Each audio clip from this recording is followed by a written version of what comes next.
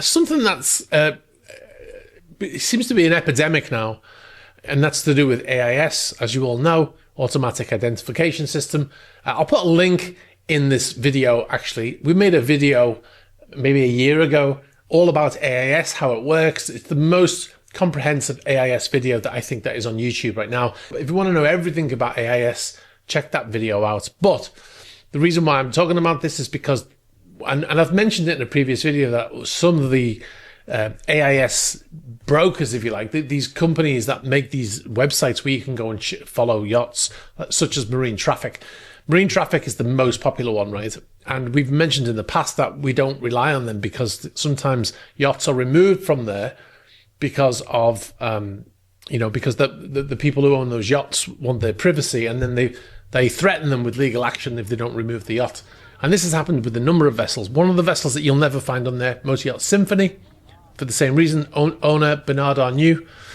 And the latest one is Motor Yacht Anna. Now it's called Ambassador. Apparently it was sold by Dmitry Robolev, which I'm a little bit skeptical about whether it actually did change hands, but that's what the official word is, that it's under new ownership. Now, we noticed that we couldn't find it on Marine Traffic recently when we were looking at it. Was in Palma without AIS showing, and we looked it up on Marine Traffic. No sign of it. There was not only no sign of it, but it was like it didn't exist. If you type in the IMO number, you can search by IMO.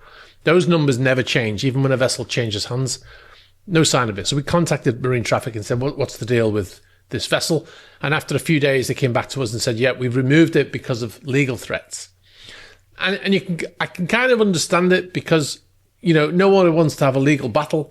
And if it was Dmitry Robolev who did it, he bought a painting and he sued the owner or the seller of the painting or a person who told him to buy it because it was worth X amount of money. This is the painting, the lost Leonardo da Vinci painting. And he then sued him because he said that he'd overvalued it. And whilst that lawsuit was going on, he sold the painting to Mohammed bin Salman for like 4 times what he paid for it. So, and the lawsuit continued. I don't know what happened with that lawsuit, but he was still suing the guy saying he overvalued it because he bought it for like 130 million or something.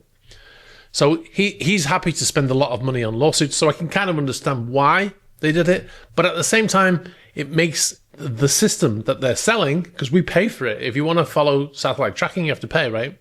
It makes it unreliable for people like us. So we have a backup system so we can check and see if the vessel is actually broadcasting AIS.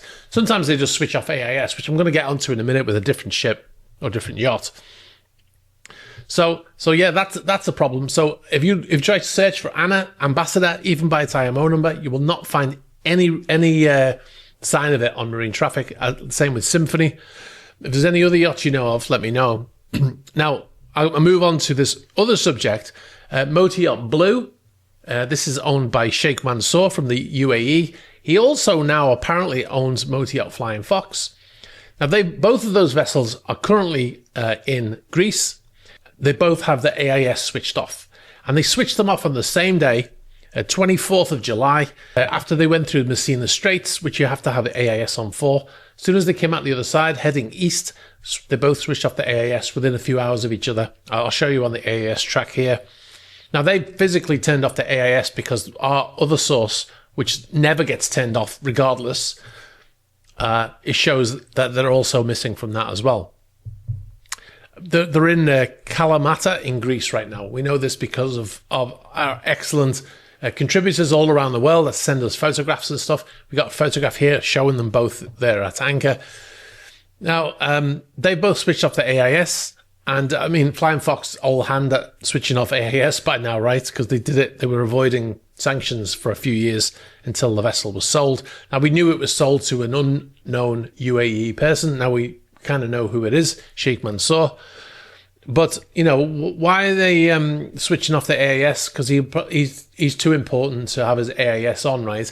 Now, when I say they're switching it off, I mean they're actually physically switching it off on board, which is not allowed by the International Maritime Organization, right? So they're actually in violation. The only loophole is if they feel like the vessel is in danger, or if by broadcasting AIS it could put the vessel in danger, which in the Mediterranean I think it's very hard would be very hard to win that case in court, right?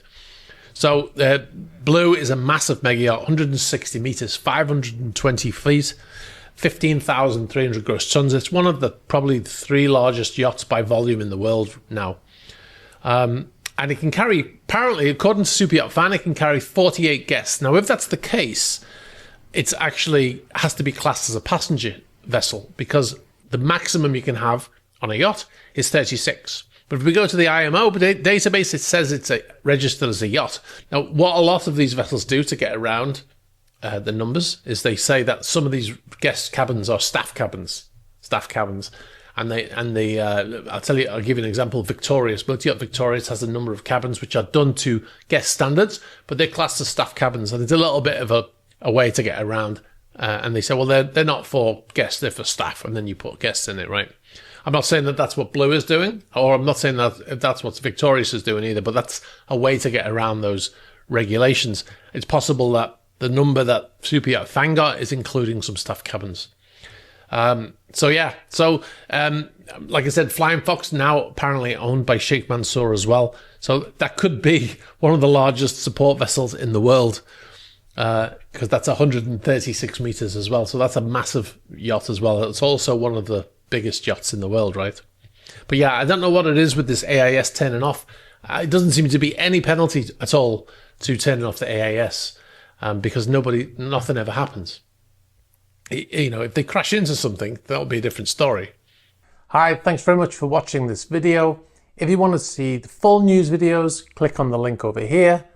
And if you'd like to find the channels, you can find the links below here. Thanks for watching. Don't forget to subscribe.